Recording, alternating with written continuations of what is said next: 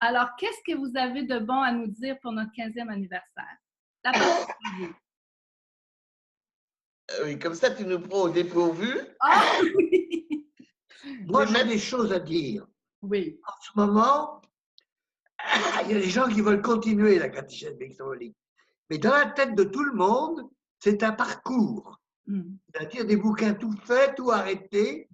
Et effectivement, la catéchèse biblique symbolique, c'est tout le contraire de ça. C'est une pédagogie. À la limite, tous les bouquins peuvent avoir cette pédagogie-là de la parole. Mais quand on lit les bouquins, ils n'ont toujours pas compris, ils font des programmes tout arrêtés. Évidemment, ils disent c'est pas un parcours. Eh bien non, heureusement, c'est pas un parcours. Mais les évêques même comprennent toujours pas qu'il ne s'agit pas de mettre tout sur un bouquin qu'on donne aux catéchistes, mais il s'agit de faire avancer adultes et enfants dans un travail de parole. Eh bien ça, en France, c'est toujours pas compris. Vous, c'est compris, sans doute. Est-ce que à certains endroits. voilà. Voilà. Le problème, c'est cette difficulté de comprendre que nous ne sommes pas un parcours arrêté où on transmet des savoirs. Alors, les évêques ont beaucoup de mal avec ça. Je peux ajouter un mot? Bien sûr. Moi, je dis, c'est un parcours. Un parcours. On ne s'arrête pas, on continue sans courir. On avance, mais on parcourt en prenant ce qu'il faut pour pouvoir avancer. Et c'est là que la Bible, si elle nous nourrit, est une nourriture pour la route. C'est comme ça que la Bible devient prière. Le parcours, c'est de partir des récits faits par d'autres qui nous sont transmis et qui vont devenir pour nous notre vie racontée. Mais c'est justement là qu'il faut avancer et pas croire que c'est des choses anciennes. C'est ce qui est écrit pour nous aujourd'hui. Et je viens de découvrir en hébreu le psaume 119, tu sais, ce grand psaume où il y a 22 psaumes, un par lettre d'alphabet. 22 versets. 22 versets. Il y a 8, en fait, il y a 22 fois 8 versets. Et dans ces 22 fois 8 versets, ils décrivent en fait la catéchèse biblique symbolique. Ah bon? Alors, on va étudier ça? De la Bible, le bien que ça fait, comme on dit en hébreu, shaushai, ça veut dire la lecture de la Bible me fait un grand plaisir. Donc, et c'est la première chose qui est apportée, une Bible au 2e degré qui se met à me parler. Et je découvre un certain nombre d'éléments qui sont très mal traduits. Par exemple, on nous parle des visites de Dieu, paquet en hébreu. Eh bien, c'est toujours traduit par une loi ou des règles, alors que c'est des instants de prière. C'est des moments d'écoute de ce que Dieu nous visite. Tout est traduit n'importe comment. J'ai regardé plusieurs traductions, elles sont toutes fausses.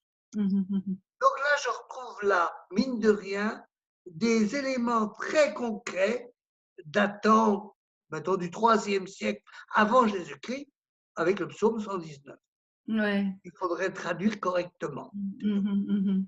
Qui nous fait sentir qu'on est proche, parce qu'on vit la même chose avec la parole. Oui, aujourd'hui. oui, c'est déjà dans le psaume. Oui, mais on ne le sait pas parce que c'est plein d'erreurs de traduction. Mais le mot visite fait quelque chose d'arrêté. Si on ne pense pas à la visitation, si on ne pense pas à Élisabeth, mais si on pense la visite comme je vais prendre le thé chez ma voisine, c'est pas très intéressant. Mais si c'est une intervention de Dieu dans la vie, parce que c'est ça la visitation. C'est ça. C'est une intervention de Dieu dans la vie. Ouais. C'est ça qu'il veut dire. Oui. Et quand on lit le cantique de Zacharie, le Bénédictus, le Dieu d'Israël est d'abord un Dieu qui visite. Donc, si on comprend ce que c'est, donc il faut garder des temps pour la visite. Et donc, quand ils disent il faut garder des temps, ils garder des pécudim, c'est-à-dire des visites, ils disent garder des moments d'écoute de la parole de Dieu. Oui. Ils n'ont pas des ordonnances, des règles, des commandements. Ça n'a rien à voir. Oui. Tout est traduit de travers. Et ça se passe aussi à travers les visites des personnes qui nous restent dans le cœur après leur passage et qui sont une parole de Dieu. Et je pense que pour nous, vous êtes cette visite pour nous au Québec. Et vous avez été et vous demeurez parce que votre parole, elle était portée par plus grand que vous et elle continue d'être portée. Qui Un fait témoignage. Que ça a une durée dans le temps. Alors, ça me donne l'occasion de vous remercier pour cette visite qui demeure. Oui. Est-ce que vous auriez quelque chose à terminer pour votre petit mot à la QCBS pour ces 15 ans? Est-ce que vous bien, je pense que vous êtes en train de fêter les 15 ans qui viennent. Pas les 20 ans. J'espère! On va espérer. Surtout aux catholiques, que rien n'est arrêté dans la foi, que Dieu visite et que nous sommes témoins. Alors ça doit être dans le psaume 119, ça doit être le verset 169. On va aller lire ça. Le dernier poème, il dit Polaot, c'est-à-dire merveilleux les témoignages, merveilleux les visites, merveilleux les témoignages. C'est le dernier poème du psaume 119, c'est le Tave. Alors, on peut vous remercier pour votre merveilleux témoignage aussi que vous nous avez légué, parce que pour nous autres, c'est un héritage encore à découvrir et à explorer, parce qu'il y a tellement encore à découvrir. Le Québec a vécu beaucoup de ça jusqu'à maintenant, mais il y a comme Jacqueline dit, on espère qu'on met encore 15 ans à venir et plus encore.